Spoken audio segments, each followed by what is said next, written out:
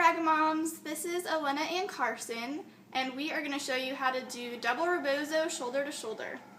This is a back carry that doesn't have ruck straps, so if you're starting to learn how to wrap and you're finding out that the ruck straps that go straight underneath your arms and back are not comfortable, you can do this carry and it's really comfortable. It doesn't have ruck straps, so it's a good option. So what we're going to do is start off center in the middle of his back. So what you want to do is find the middle marker of your wrap. This is a size 5 Kokedee Diorite Stars, and I go about 1 arm's length down the wrap to find where I'm going to start in the middle of his back. So I'm going to start here with the wrap in the middle of his back so that one side is longer than the other one once I get him up and over. I'm going to put him down for a second so that I can get the wrap behind him and show you how I get him back there. Oh. And disregard the background, please. We're still moving into our apartment, as you can see.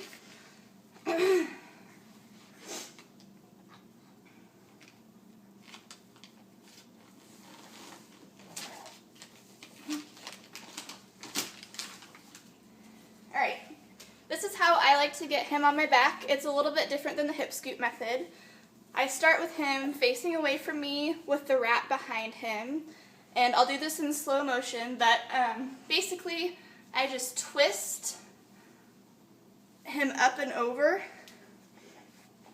And once you got him back there, you just want to spread the wrap out over your shoulders.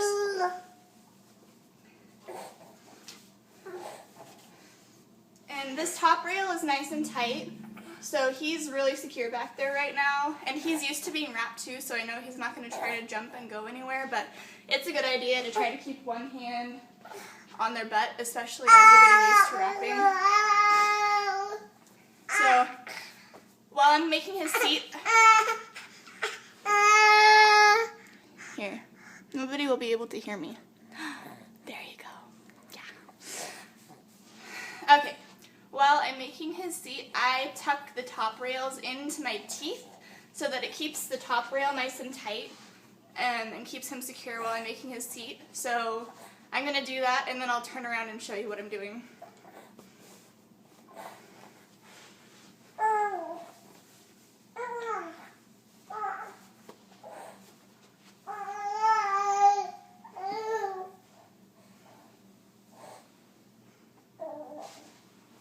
So you can see I've got one long side and one short side.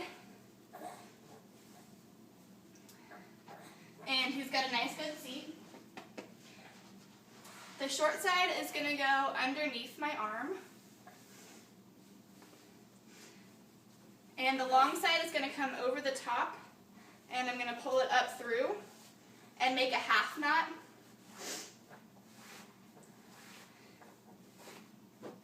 This is a really good carry for beginners because it ties this half knot right at the very beginning while you're wrapping.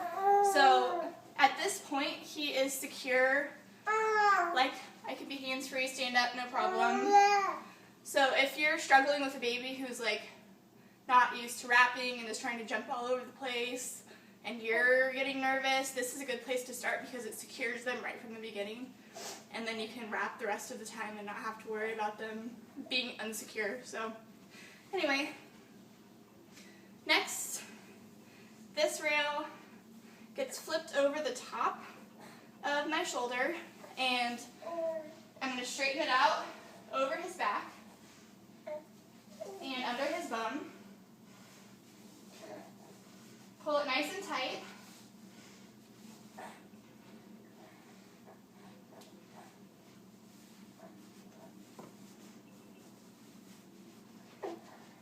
And then this, I'll get closer to show you this part. This longer tail is going to go up through this chest belt, and I'm going to pull it down. So now what we have on both sides are these tails, about equal in length.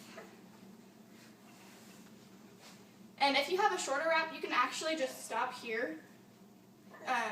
But with a longer wrap, you can cross over the top of the legs on one side, under on the other side,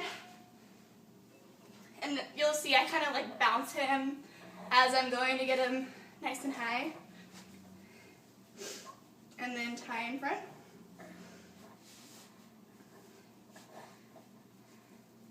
And with this one you can spread these out over your shoulders. It makes kind of these little cap sleeves. So there he is. It's a multi-layer carry, so if you have a wrap that's less supportive, you can do this and you get the multiple layers of support, so it's not like diggy on your shoulders or anything. And that's it. So as is customary in the Ragged Chat wrap videos,